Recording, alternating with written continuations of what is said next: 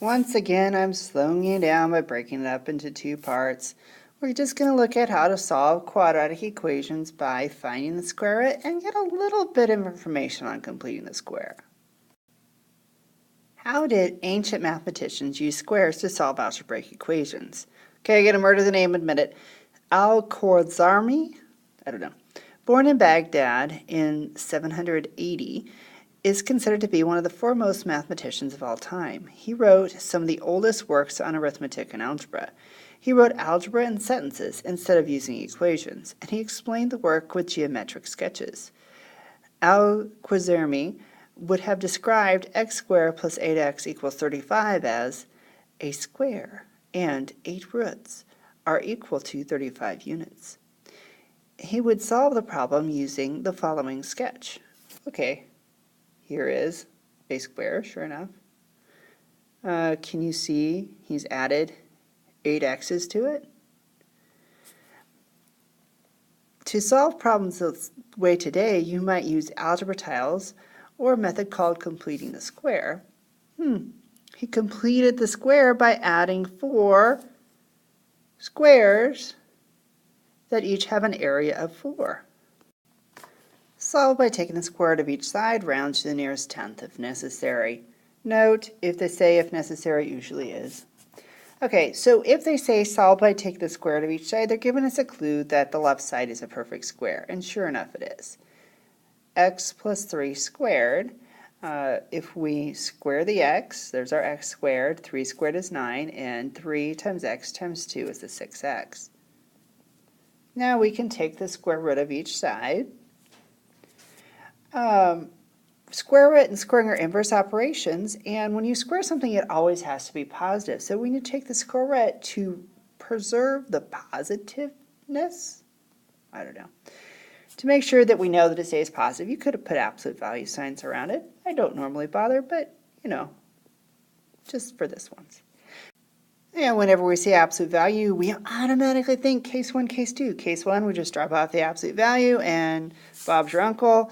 X plus 3 equals square root of 5, or it could have been negative. We could have gone to the left instead of to the right, so x plus 3 equals negative square root of 5. All we have left to do is subtract 3 from both sides, and we have x equals negative 3 plus square root of 5, or x equals negative 3 minus the square root of 5.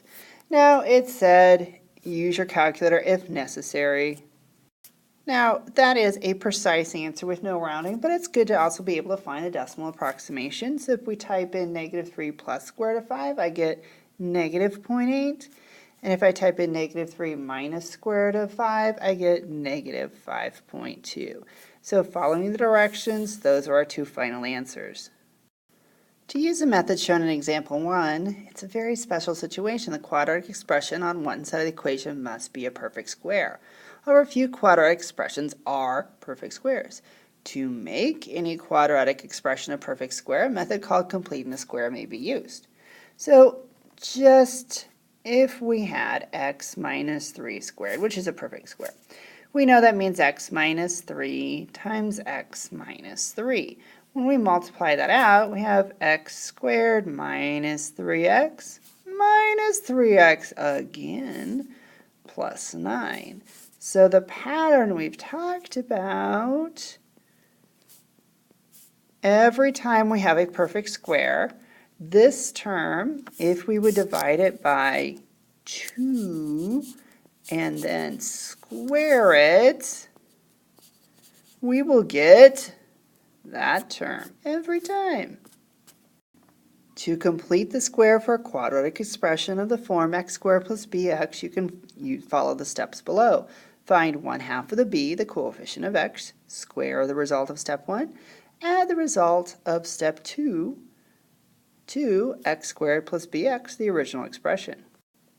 So we're going to do some of these. Just find the value of c that makes x squared plus 12x plus c a perfect square. If we're really ambitious, you could get out algebra tiles. Here's my x squared. There's 1, 2, 3, 4, 5, 6, 7, 8, 9, 10, 11, 12 x's. So to fill in this square, I would need 6 by 6 or 36. tiles. I don't think you want to do this with algebra tiles every time. I'd rather use the steps we just went through, so I'm going to take the coefficient of x, which is 12, divided by 2, and square it. 6 squared is 36. That's a bit faster than the tiles. Same song, second verse. I could take the coefficient of x is 14, divided by 2, and square it. So 7 squared is 49. No problem.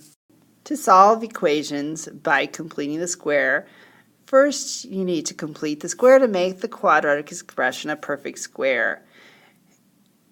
So find 1/2 of b, the coefficient of x, square that result, and add that to our original expression.